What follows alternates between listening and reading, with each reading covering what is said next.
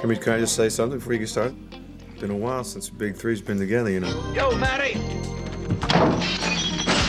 Having some fun now, aren't we? We gotta get one of those illustrated manuals. Help me. I'm sorry. Out. I'm going. Go!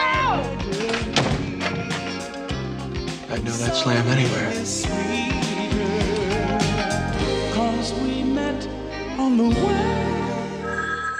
Hello? Vance, where's the fire escape?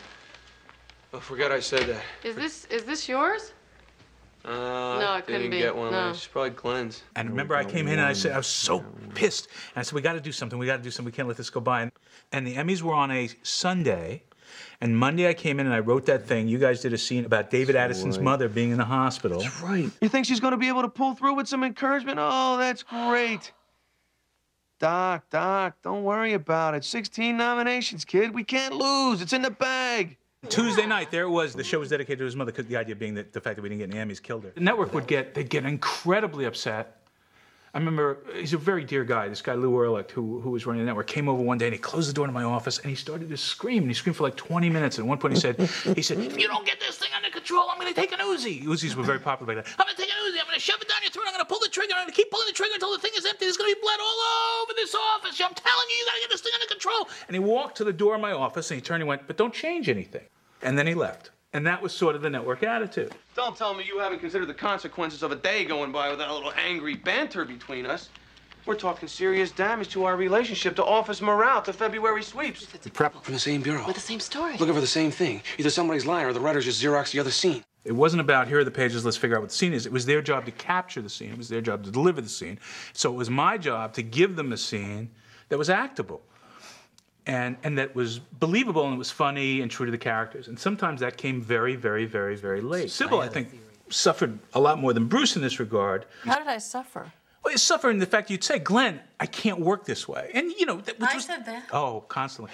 Oh, which was not an unreasonable... I just had to take a little nap before I had to learn the lines, 11 pages, that everybody was waiting for us to go on the tow car. Not an unreasonable thing to say. Well, it's so good to see you all back safe and sound.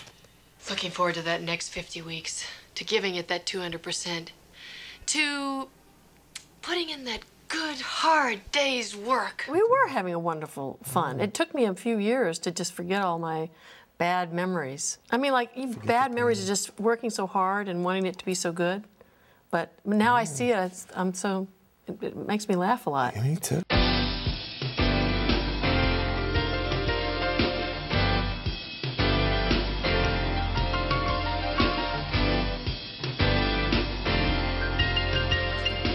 I was like the lamest one in that because I had to learn how to dance. And I was like, I used to have it on my resume, and it finally, my secret came out because on my resume it said actor who moves well.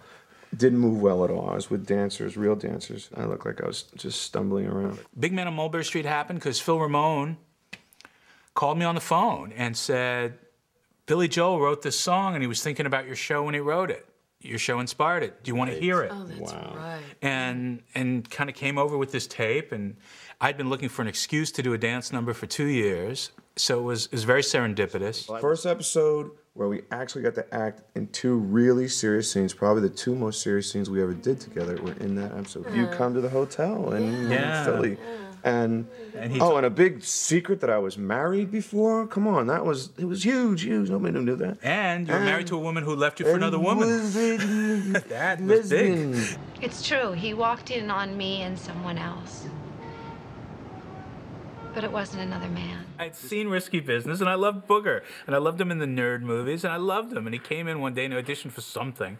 I don't remember when. I went, oh, this is silly. You should just be part of the cast. And because I was also always trying to find ways to lighten the load for these guys, because they were in everything. And, you know, Elise was wonderful, but she, you know, she needed someone to play off of.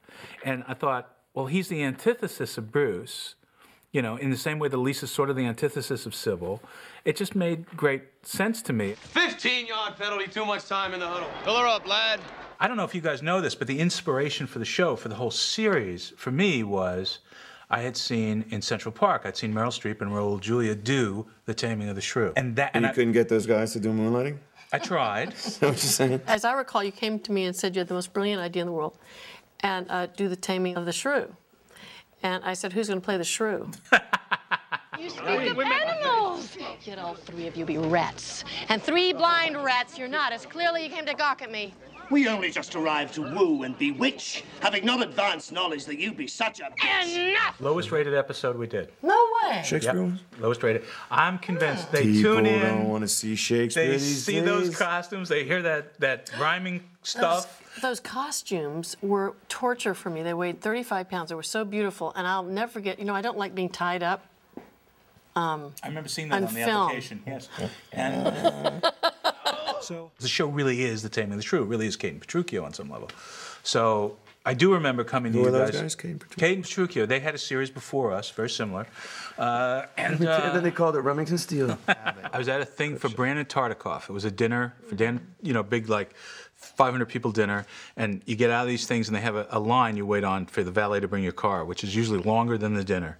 I'm standing on this line, and about 100 feet in front of me is Rona Barrett, who at that time was the sort of premier gossip columnist in the world, and thought, geez, there's Rona Barrett. I got this brainstorm, and I went up to Rona Barrett and I said, hi, my name is Glen Caron, blah, blah, blah. Would you like to be on Moonlighting? Which everybody did. And she said, yes. And I said, can you be at stage 20 tomorrow at 20th Century Fox at 8 o'clock? And she said, yeah.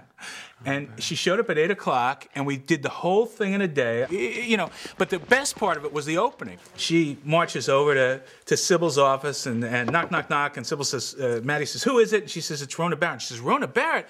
She opens the door and she says, oh my gosh, you have a camera crew, and she closes the door, and we were getting a lot of letters about, we would diffuse sometimes when we shot Cybill. Jerry Finneman, who's a wonderful cinematographer, was also a very sort of classical cinematographer and felt very strongly about how one presented a leading lady. And we were getting a lot of letters about it. Some people loved it, some people hated it. So I wrote this joke, and Cybill was a great sport. She closes the door. She says, I'll be back in a minute. And she comes back, and I think she literally holds up like a screen door. And she says, yeah, something like that. She says, I'm ready now. I love it. And that's how we went out. Don't you have something else to say? New episode next Tuesday. Right attitude, wrong position. Get to the meat of the stuff. Get to it. The meat's right The here, sex. honey. The sex. My thought exactly. You praying? You lose something? How'd you finally come to your senses? This episode where I'm in love with Maddie Hayes. I go over her house, it's raining, and we're on a sound stage. I'm coming there finally to tell her I love her, and please take me back.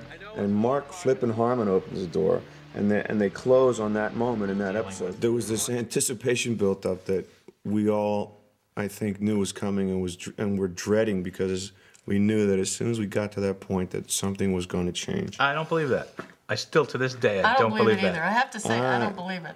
I don't agree with that. That it changed, or that we knew it was coming? Oh, no. It did change, and all of that's true, but I don't believe it had to change. No, but it was being predicted. It was already would have changed everything. I've used that trick in every film I've directed where there's a bed scene. Yeah.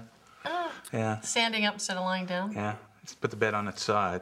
And people just look more attractive when gravity's working for them instead of against them. It's hard to keep track of what's really happening when you're doing it. That was my experience with the incredible reviews and everything that happened. I wish I could have just relaxed a little more and enjoyed it more, because I really am enjoying it now, watching it. There was never any time, it was going by so fast, there was never any time to ever stop and say, hey, this is really cool. And I remember a couple people saying that to me and saying, try and pay attention. At one point, I said to Bruce, if our kids are looking at this stuff when they're in college and it still makes them laugh, that's really all I really care about. That's the mark I want to hit. Anyway, there you have it. Hold on. Is that it? No, I gotta say one thing. So I don't know when I'll have this chance again, and since we're all sitting here, I just want to say this. Because Cybill Shepherd got pregnant, I got to do the first Die Hard, and we all know how that turned out. And honey, thanks for having sex. Well, those twins are 17 years old. They're 18 years old, and this is my 35th year a while back. in show business. It's a while back, 35 years. It was. But that's how it happened. I mean, the serendipity of all these things. Want to have the blanket?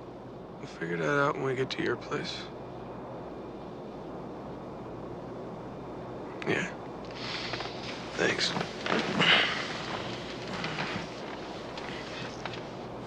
If I can borrow half a shoulder. Only for about the next 20 or 30 years. And I'm gonna need it back.